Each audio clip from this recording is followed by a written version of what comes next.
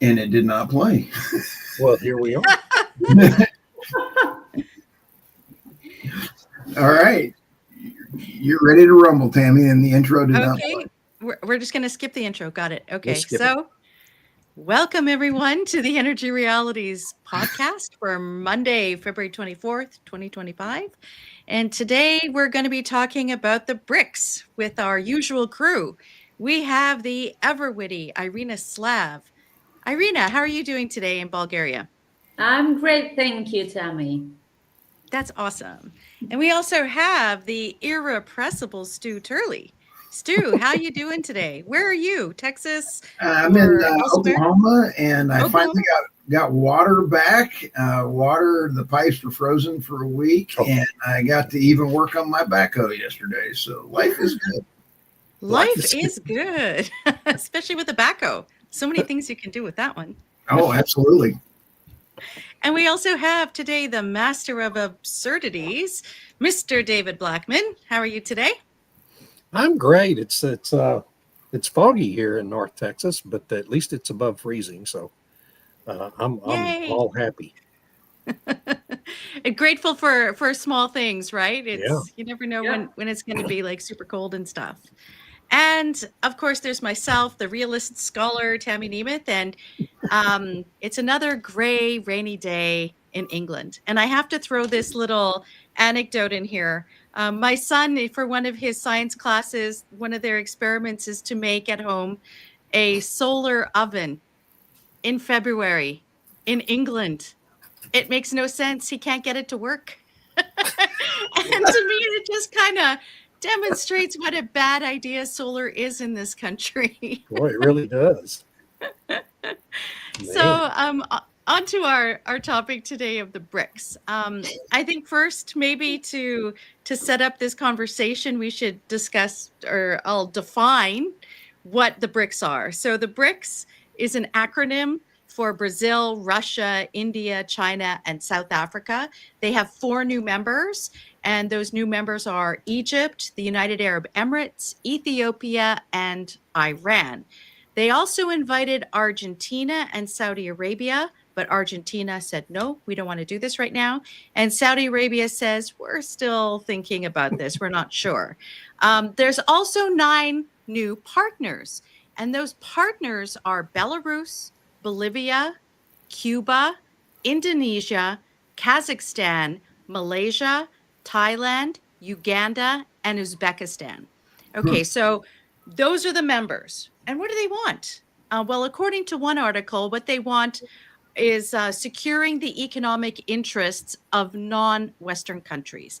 And we saw this during the Biden administration, where there was this move to create a sort of separate trading bloc that would use something other than the dollar because of all the different sanctions and leverage that was being used for countries that use the US dollar in trade, in order to get countries to move in more alignment with what was going on with the war in Ukraine. And so I think there was a lot of resistance to what the West was doing. And you saw this kind of bifurcation in the global system between the West, G7, G20, and what became the BRICS, or, as a more formal trading organization. And that brings us up to now, where Trump has said any country that looks to do de-dollarization, that means trade not in the US dollar anymore, would face up to 150% tariffs. So with that context in mind, David, what is the future of BRICS? Oh man, it's such an interesting question. The whole world changed, and I'm convinced we had a split in the matrix and went into an alternative universe when Trump turned his head in Butler, Pennsylvania, and only got nicked in the ear by that bullet. I think in the other universe we were in, he probably got killed by that assassin. And Kamala Harris is now the president, and BRICS will be just fine. In our universe, the split universe that we went off in on July 13th of last year, I think BRICS future is very uncertain, and it's uncertain for a lot of reasons, mainly having to do with Trump. I think their ability, I think their geopolitical influence of these countries suffered a pretty severe setback when the U.S. election went the way it did.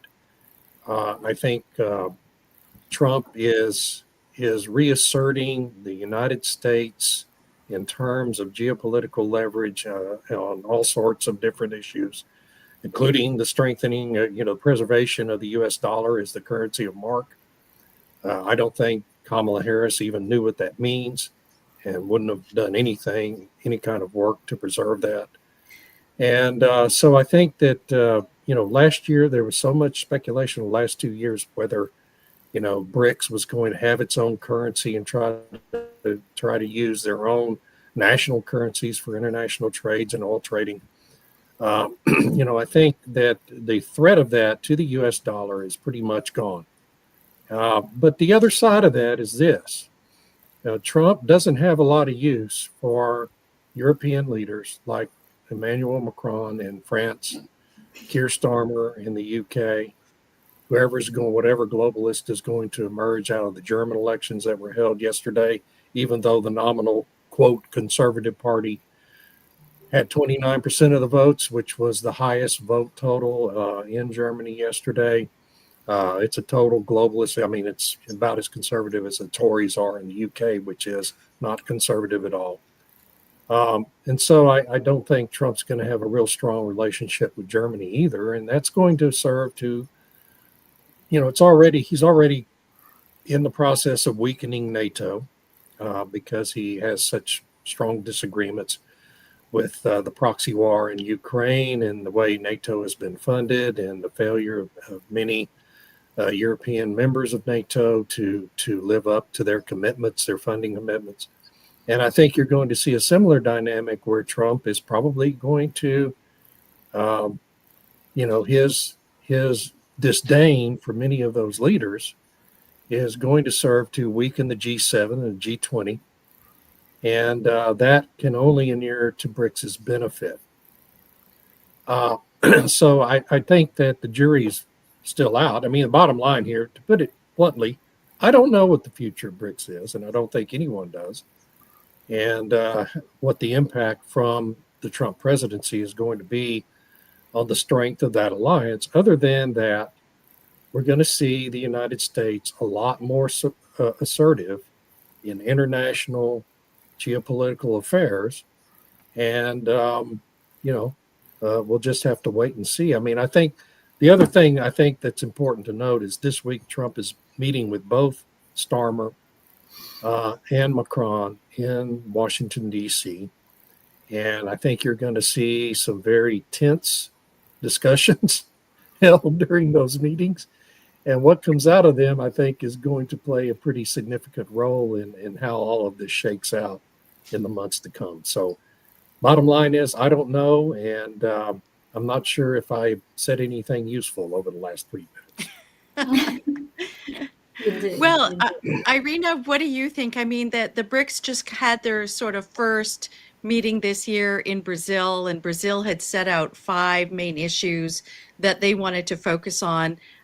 Number 1 was facilitating trade and investment, which, I think that was one of the main reasons why BRICS got together in the first place, was to form some kind of trading thing.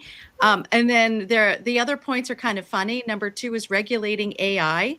3 is, of course, tackling climate change. Got to put that one in there, like as if, Russia and China care. And 4, cooperating in the field of public health. And then 5 is institutional development, which is strengthening the internal framework of the BRICS for effective governance and decision-making and so on, which sounds like they're trying to maybe have it be more of a sort of political organization rather than an economic one. What do you think is going on there, and what's the future? Well, it sounds like they had to have an agenda with more than one item on it. So that's why they had all these items. Well, for starters, I quite agree with David that Trump really changed the game. And the reason he changed the game is that he's opting for tariffs, which I would call the soft sanctions. It's not as harsh as direct sanctions, because really the impetus that BRICS got in the past 3 years was because of the sanctions against Russia. Yeah. When every other country outside the Western bloc started asking, what if we're next? What if we just do something that the US doesn't like? We need to protect ourselves against this. This is why they had so many new partners and candidate members. So from this perspective, I think with Trump, this momentum that the war in the Ukraine gave BRICS is going to weaken. There would not have so much reason to rush to get even closer together and accept more members and centralize whatever organization they're trying to build. They are, in essence, the BRICS are a trade organization, and there's nothing wrong with that. And I don't think they were ever seriously considering a common currency.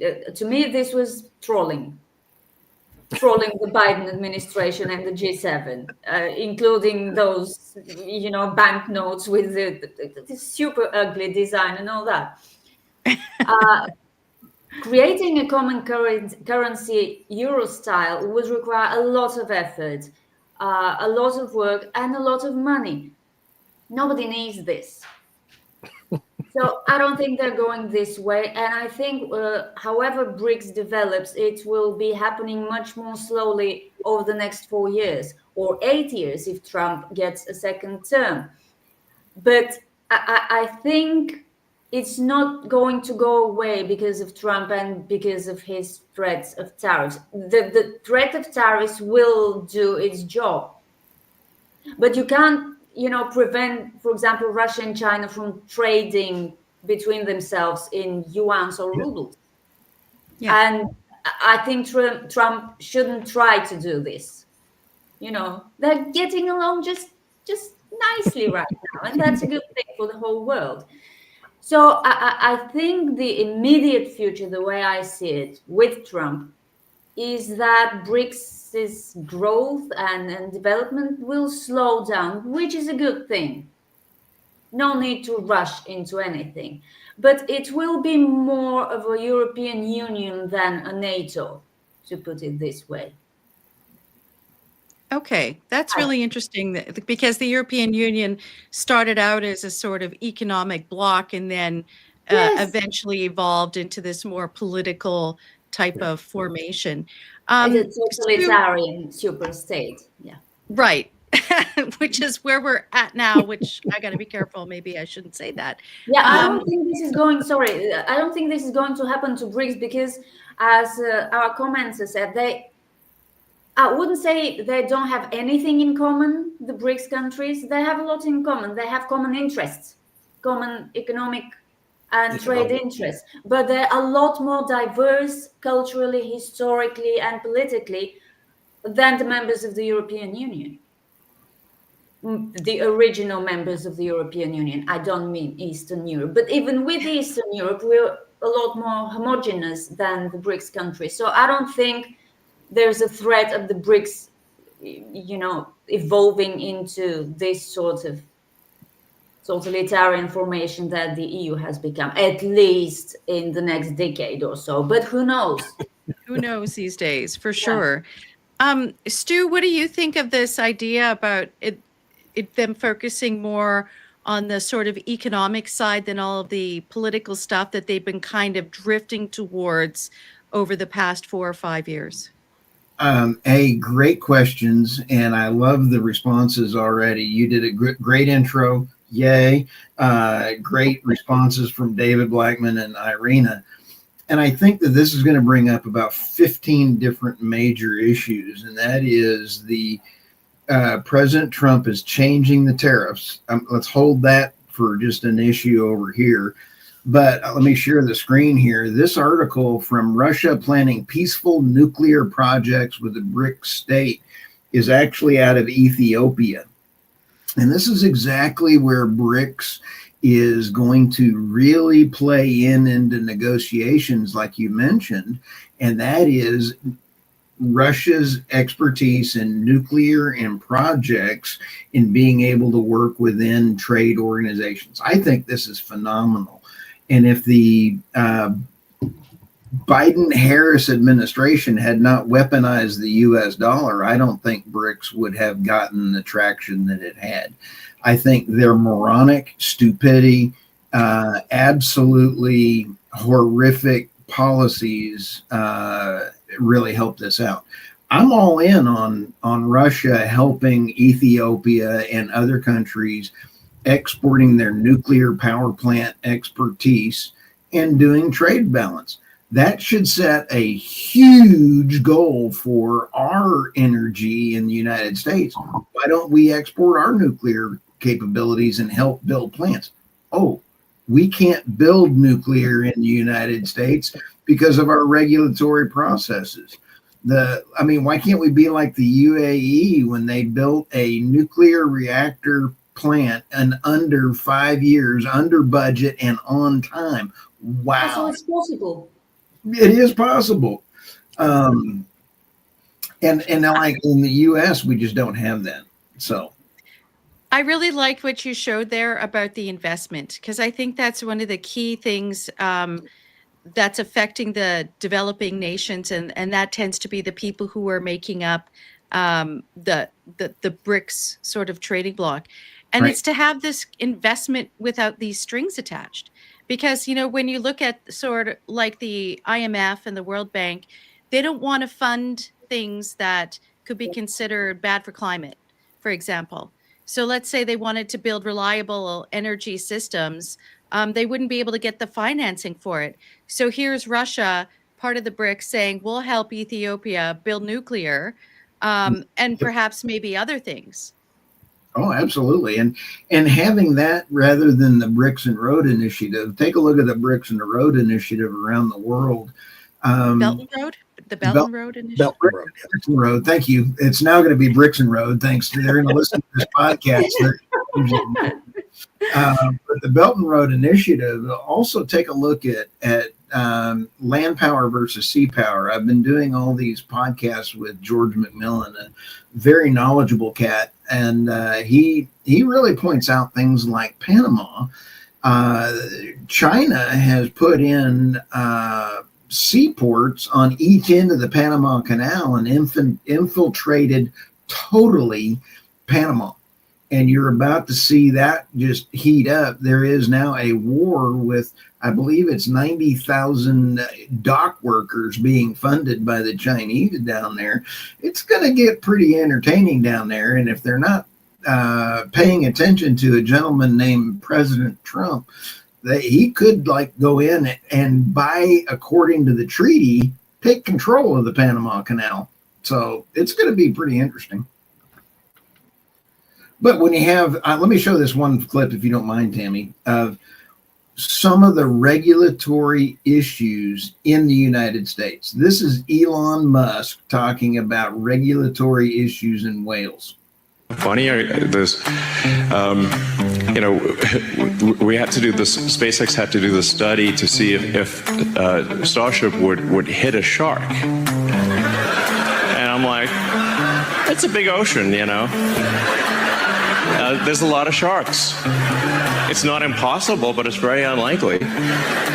We said, okay, fine, we'll do the analysis, and then, can you give us the shark data? They're like, no, we can't give you the shark data. Well, okay, well then we're in a bit of a quandary. How do we solve this this shark probability issue?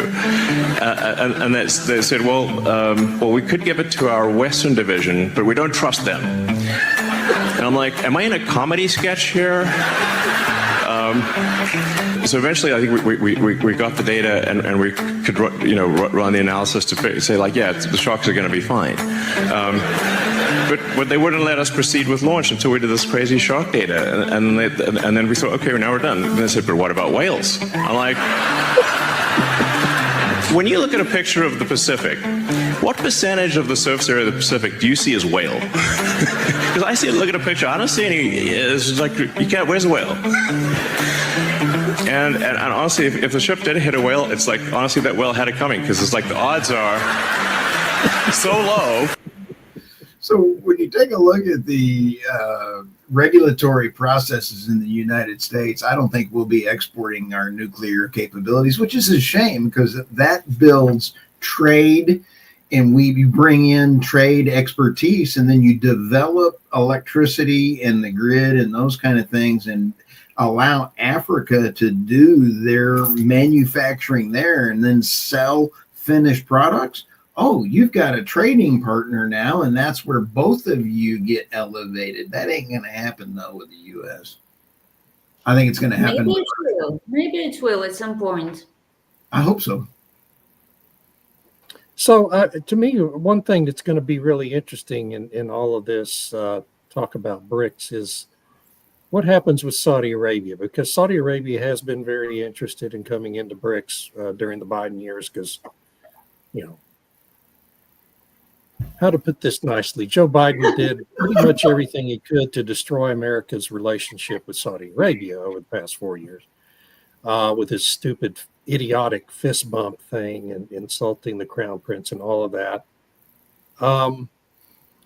Now, you know, you have a president who has a strong relationship with the crown prince and the Saudi House of Saud family and is going to rebuild all of that. And you wonder, you know, Saudi Arabia is a big player. Not just in oil, but you know, economically in general, and you wonder what impact that'll have on the kingdom's desires to become part of BRICS. I don't think it has any pressing need to become part of BRICS if the U.S. government is not going to be, you know, working at cross purposes with it, and this administration won't be. So I just think that you know, we all anticipate if Saudi Arabia comes into BRICS, that would mean BRICS controls more oil production as an entity than OPEC.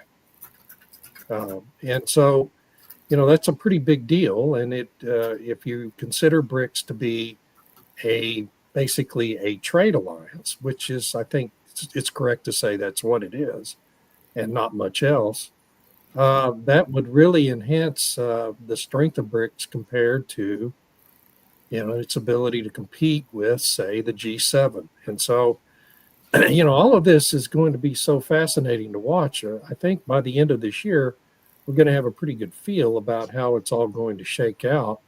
Yeah. But, you know, it's all changed so radically now, the geopolitical equations, the relationships with the Trump administration instead of Biden. It's really hard to know right now how it's all going to shake out, but it feels to me like it's a detriment to BRICS just because of the strengthening of the alliance between the United States and Saudi Arabia. So that's for what it's worth. And oil is such a big piece of the global trade equation. And I just bored everybody into silence. No, you didn't, but I can't hear Tammy. Tammy is saying something, but we can't hear Tammy, you. you're muted, I guess. Okay. Can you hear me now? Yes. Okay, so Irina, I'm wondering what your take is on that idea that maybe the BRICS will just focus on trade, won't, you know, kind of pursue the more political stuff, and that this will be a detriment to the BRICS organization. I'm kind of the opinion that actually if it's about trade, then this could enhance the trade relationships, not just because of what the United States is doing, just because there's a natural sort of engagement there that's been developing. But I don't know, maybe I'm just out there. Yeah, I think they should stick with the trade, really. I don't know what the ambitions were during the Biden administration, but now this administration is gone. And while we can't be certain what comes after Trump, we, as David said, by the end of the year, we'll be pretty clear about what to expect from the next 3 years. Beyond that, you have no idea. Yeah, right? and Yeah. if they really do this, they have no reason to go more political than trade. With Trump, they really have no reason for this, and that's good. Yeah. You know, they should stick to the trade. And David, you're right about Saudi Arabia. Without Saudi Arabia, the growth, the expansion of BRICS will stop. That's not necessarily a bad thing. I'm not opposed to BRICS, but if they have, the chance to take a little time off, thanks to Trump, it would be good for them. Rushing into things, as we have seen with the European Union, and I'm sure the BRICS leaders have seen it too, is not the smart way to go about, any sort of radical change. Can I raise one more wild card for BRICS? Sure. And that is that next year there's a presidential election in Brazil. And the United States, Yeah.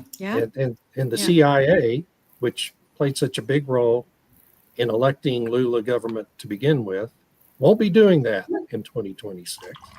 And Bolsonaro is going to run again.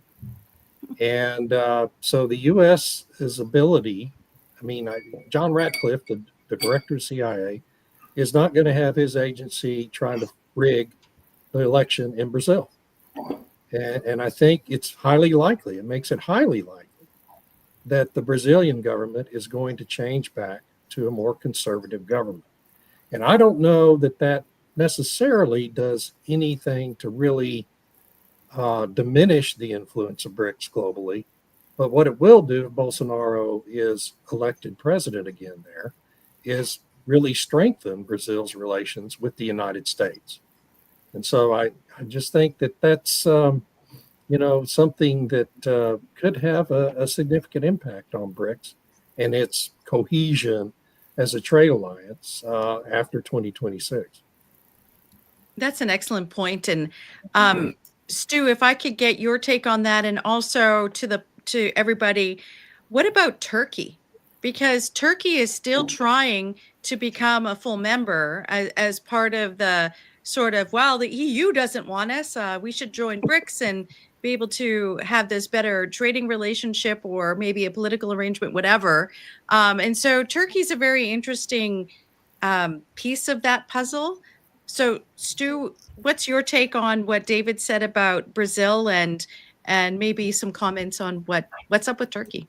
It's a good thing we got another 6 hours to go on this podcast because you just opened up a holy smokes Batman can of worms. Now, let's start with David's wonderful comment about the CIA with Pam Bondi, Kash Patel, and all of the others. Ratcliffe. You take a look at Tulsi Gabbard. Everybody else is rolling in under the President Trump.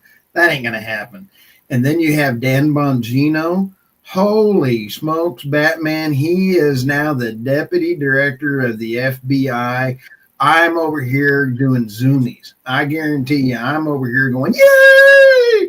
Because it is going to be eradicated. And I guarantee you, if I was Adam Schiff, I would be worried. If there was a deep state member out there, these people know who they are. Now, that being said, what does that have to do with Turkey? I was starting in Brazil because I don't think we're going to have any, impacts going on because anybody that is breaking the law will now face the law regardless, Republican or Democrat anymore. I think we now have a good one. And I think that, and then when you sit back and take a look, let's go to Turkey. The Turk Stream pipeline is pumping as much gas as molecules as it can stuff in at one end, and they're trying to stuff in more as much as they possibly can. Turkey has been wanting to become the natural gas hub of the entire Middle East. That's their number one goal because that transit pipe, and we saw this with Ukraine. Ukraine had 5% of their GDP was that one pipeline in Ukraine pumping Russian natural gas. You opened up a can of worms, Tammy, with this one, and that is, I think that the number one thing that people are excited about, and the global European natural gas market is already pricing in an end to the Ukraine war, and they're assuming that they're going to be able to start buying cheap Russian natural gas again. So you're going to see that come around, and that is going to delay any leadership that Turkey's trying to do because of how it plays out. Now, what you are seeing is that Russia has a whole new train line that they've been working on for several years. We have Mexico putting in a new canal system putting in. And so the land power versus sea power and trade issues are coming in. And I've been spending a lot of time on how all this is going to be impacted. Okay. That's really interesting about I know Turkey with the natural gas hub, and that's one of the big things with what was happening in Syria and whatnot, and so it'll be interesting to see how this develops over the next few years. If I could just go, can you put up Messy Times' comment about the 75% federal Leviathan? So my sense is that by reducing all the government interference in stuff, it allows companies to do what they do best, which is make their own trade arrangements in other countries and look for ways to access different jurisdictions. That's my sense of it. But David, Irina, Stu, what do you think about, are exports going to change significantly with the federal Leviathan being pared back? I wouldn't know. Well, I think he's right that we're going to see 75% of the federal Leviathan scaled back during this administration. If it isn't apparent to everyone by now, you need to pay closer attention. This is going to be a lot more aggressive administration, I think, than anyone in the Democratic Party imagined it might be. And they're going to really dramatically scale back the scope and scale of the United States government domestically. And that's going to mean a freeing up of American companies to do business overseas, but do it in a way, in a way that's going to have to be impacted by Trump's efforts to even out the tariff situation with all these other countries, which is going to be a hell of a big undertaking because, the United States, and I'm not whining about it. I mean, it's just the agreements we made in post-World War II has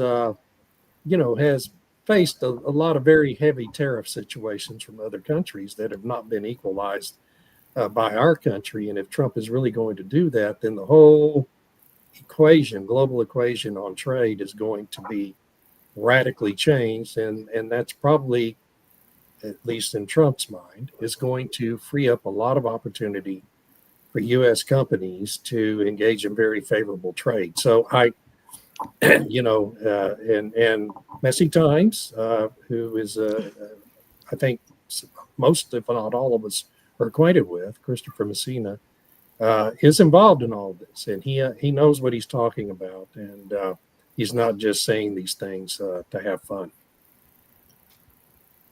Yeah, that's interesting. So Messy Times says, my prediction, by January 2026, all of our trading partners will have zero tariffs for our exports and zero imports for them to sell into America. So, yeah. I want to give Christopher Messina a shout out. Here's his book. I had a fantastic podcast with him. I don't know if he's still listening or not, but I want him back because I'm setting up a whole new series of interviews for Republicans that are interviewing and trying to primary out rhinos. Hey, get the title of Christopher's book. Messina's Federal Budget. Yeah, you can. I think you can find it on Amazon. Pretty sure. Yeah. Oh, yeah. It's on Amazon. But anyway, so I want him to also help interview any Republicans that are running, so that they have some really good questions and things like that. So anyway. Okay. All right. So should we move on to the headlines for today? Let's. There we go. Okay. So I guess I'm going first. So this story came out a few days ago that our illustrious Ed Miliband, who's the Secretary for Energy and Climate Change, whatever, who wants to put up solar panels and wind turbines all over the beautiful British countryside and throw people in jail who disagree. So he's recruited 3 Extinction Rebellion cheerleaders. Now, it's unclear whether or not they actually were members of Extinction Rebellion, but one of the people was the lawyer who led a successful court challenge against the Metropolitan Police when it tried to ban Extinction Rebellion from staging disruptive protests in London. Then another person he hired is a writer and activist who talked about how amazingly successful Extinction Rebellion was in disrupting the lives of people and how they'd been a great accelerator for activism. So she's another cheerleader who'll be writing, I assume she'll be writing speeches or something for Mr. Miliband. And then the last person, taking a page out of the American book, Keir Starmer has appointed a climate envoy. And this climate envoy is Rachel Kite. And Rachel Kite is a professor of practice in climate policy at the Blavatnik School of Government at Oxford. And she is Dean Emerita of the Fletcher School of Law and Diplomacy at Tufts. And she often does the moderating for various World Economic Forum sessions and Bloomberg sessions and whatnot. So, it's interesting that they chose her to be this climate envoy. And she also used to served as the vice president and special envoy for climate change at the World Bank.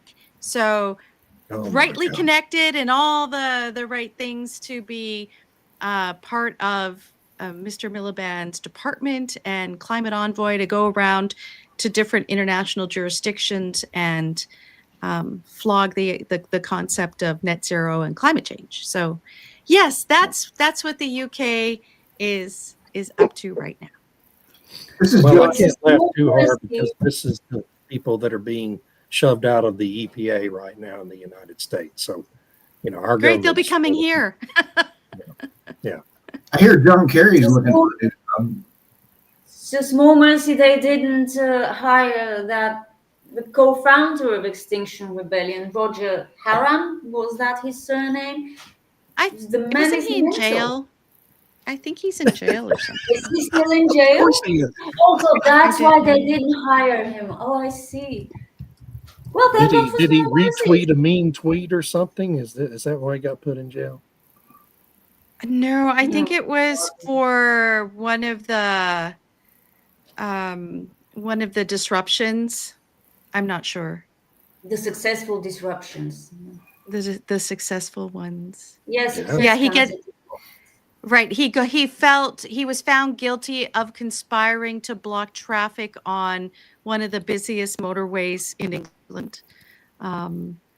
So he got, so that was last year. Was it last summer? I want to say, I think it was in July that he was found guilty. So I'm not really sure how much time he's got, but I thought he was still in jail. I could be wrong. I don't know.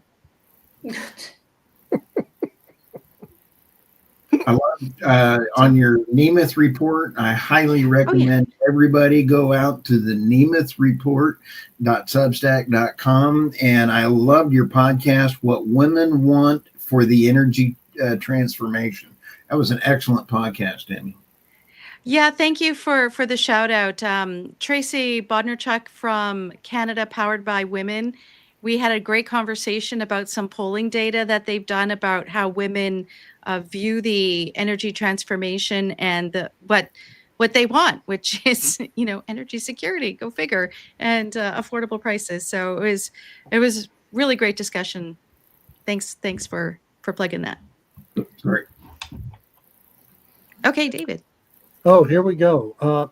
So this one, Trump cancels U.S. participation in IPCC. This happened last Friday and barely got notice in the news media. Only Reuters and one other legacy outlet bothered to even report on it. But Trump canceled U.S. participation in ongoing construction of this year's the newest iteration of the Intergovernmental Panel on Climate Change's report that serves as the Bible for all the climate religions dogma every year.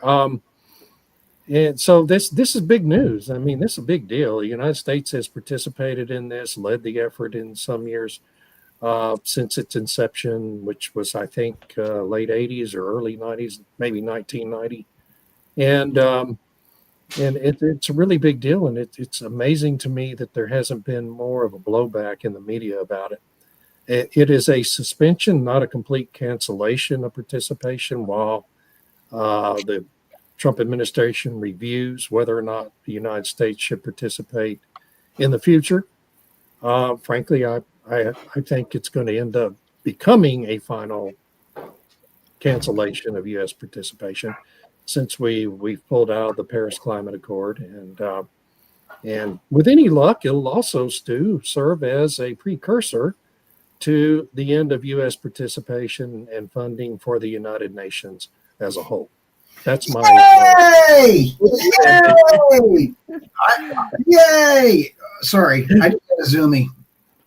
I doubt that'll happen, but we can always dream anyway. So I think we ought to throw the UN out of the United States and stop funding the UN, because the UN is a bunch of criminals. Well, there is that. Yes. Okay, sorry. Did I just do a zoomie? I'm sorry. So there's that, and then there's another story, I think. What is this one? Oh, yes. Yeah. So here we are in the Trump administration, the early days, and what is the American Petroleum Institute doing? It is urging President Trump to retain the Section 45V hydrogen credit from the Orwellian Inflation Reduction Act. API, of course, is the big oil trade association that represents companies like ExxonMobil, BP, Shell, Chevron, and the large independent producers in the United States are also there. But the companies that really direct what API advocates for are the major oil companies, the integrated oil companies. And when you look at the reasons why API is advocating for this, well, I mean, ExxonMobil is establishing, it's no secret, a blue hydrogen hub in Beaumont at its Baytown refinery, which is one of the biggest oil refineries in the United States. And ExxonMobil is going to be making hydrogen that's going to be used to power the operations of the refinery, but also a big portion of it's going to be converted into ammonia to be used in fertilizer manufacturing and shipped overseas, because Baytown refinery is right on the Houston Ship Channel. So it's very easy to load ships with ammonia and export it overseas and for use in fertilizers. And ExxonMobil believes that can be a profitable enterprise for their company. And, BP, Shell, and Chevron also are involved to varying degrees in hydrogen development, most of it blue hydrogen. I don't think any of them are in a green hydrogen project. And so what you see here is just kind of, I think, an ironic situation where the oil and gas industry is advocating for retaining this tax credit, the hydrogen 45V credit, so that they can continue to pursue their hydrogen goals, and in a way that would be ultimately profitable for their shareholders. I'm not going to make a value judgment on it one way or another, but this is what big oil is doing in the Trump administration. So be that as it may. Yeah. David, what is blue hydrogen? Blue hydrogen is hydrogen made with natural gas instead of from electrolysis process powered by wind or solar. I want to That's ask, great. and I don't know this answer, but if nitrogen is pulled straight from natural gas, is Nitrogen. Ammonia fertilizer. If fertilizer is made out of, sorry, I was thinking ahead of myself. Right. If fertilizer is made straight from natural gas anyway, is this another step like? And I don't know the answer to this. Is this another step in it, like ethanol? Yeah, sure. It was another cottage industry. This one, ExxonMobil strongly believes will be profitable and on par with its oil and gas projects. And, maybe it will be, but it's only going to be if the 45V credit is retained.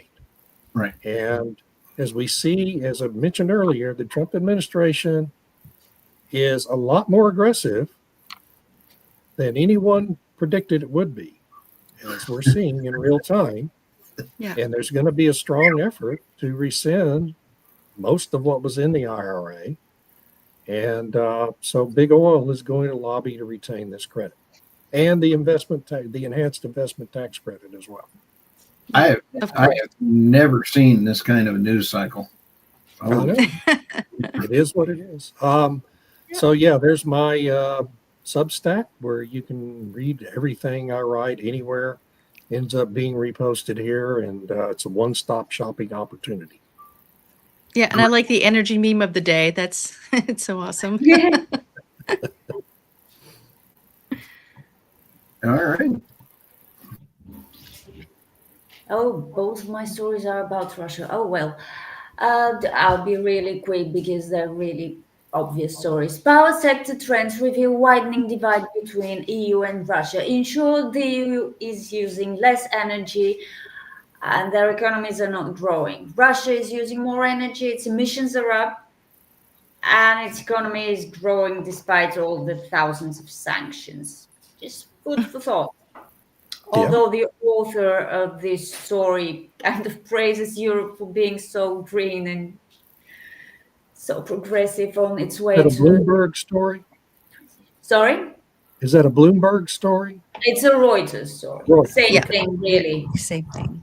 Yeah, no difference. And Europe seeks to replace imported Russian fertilizers with local manure. I addressed this topic today on Substack. So suddenly, what cows produce from their rear end is valuable. But how this is going to help European fertilizer makers, I'm not sure. Because the problem is that Russian fertilizers are cheaper than European fertilizers. Guess why? Because of those chimneys on the other story. And obviously, European fertilizer makers are unhappy. I would be unhappy if I'm a European fertilizer maker because I'm being forced to source some of my energy from so-called renewable sources, which makes my end product more expensive. So obviously, farmers will go to the cheaper product, including most Polish farmers, regardless of their political opinions of Russia and all that. So to reduce reliance on Russian fertilizers, instead of simply sanctioning them, which would have been the obvious move for European, officials, which is what they've done with so many other things, but strangely not with fertilizers. So they're going to do manure, and a special kind of manure called renewer. I know. Renewer. Yeah, which is reclaimed or recovered. Forgot the word. Nitrogen from manure, which will have specifically and deliberately reduced nitrogen content. Renewer.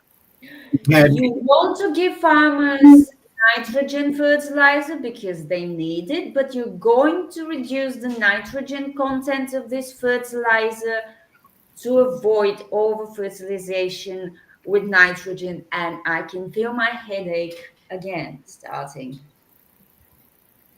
Your Oh my subject gosh. was phenomenal, by the way. I absolutely love it. Thank you.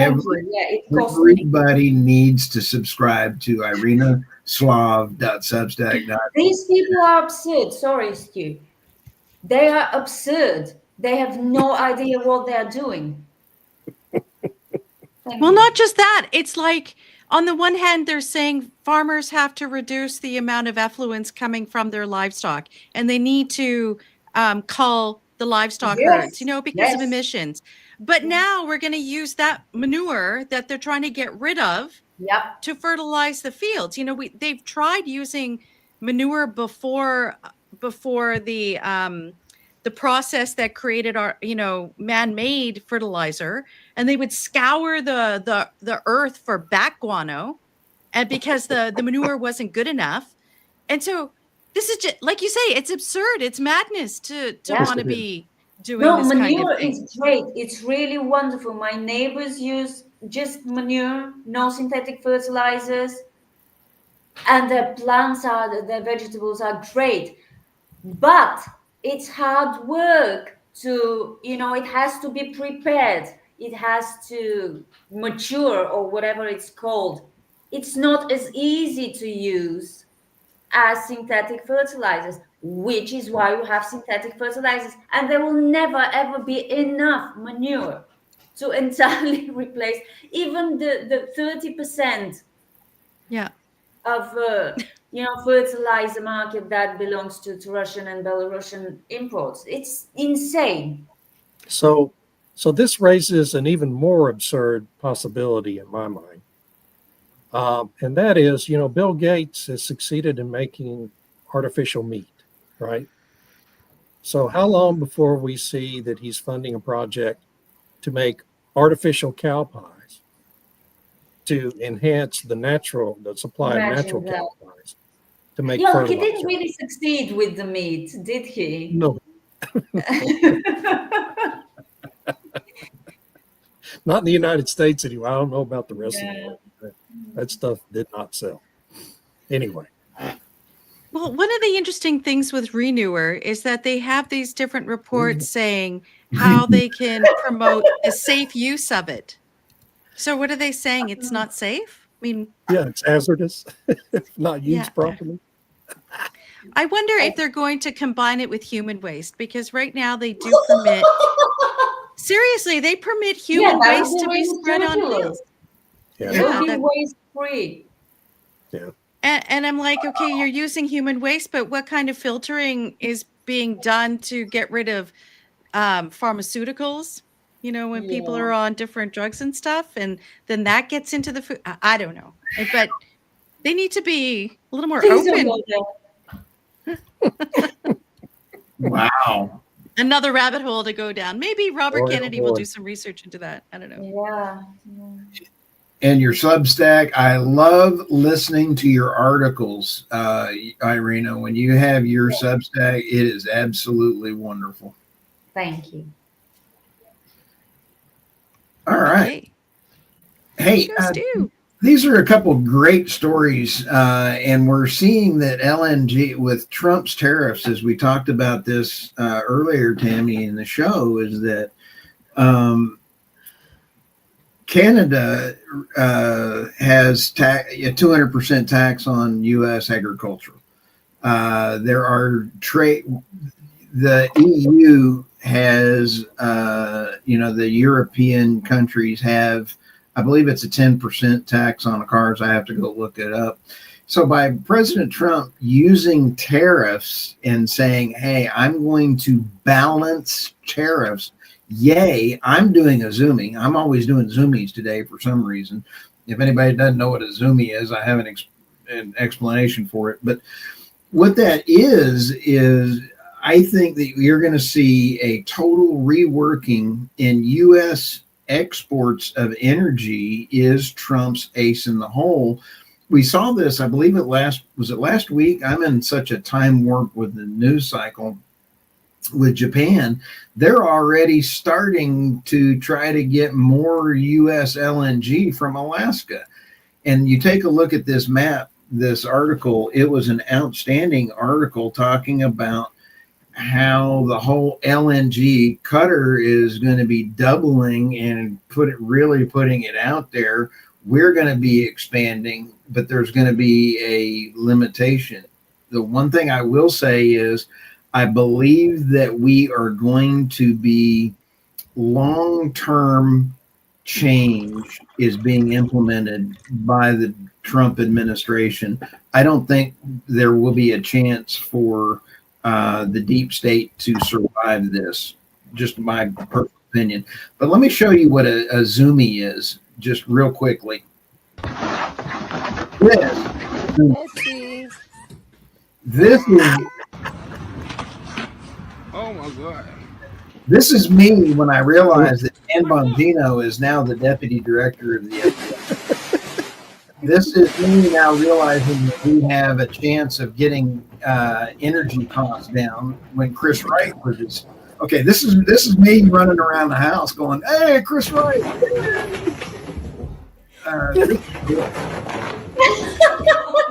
I think this is also Europe pretending that they had a conservative version.